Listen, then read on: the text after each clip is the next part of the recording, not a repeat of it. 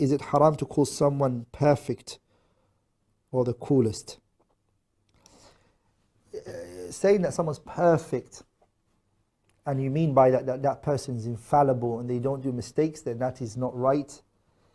Humans are always open to do mistakes.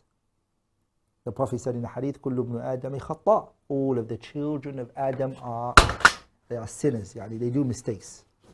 All of the children of Adam, they do mistakes, each and every one of them. There's no exception here. The word kullu in the Arabic language, it shows and it indicates, they say أبلغ صيغ العموم is kullu.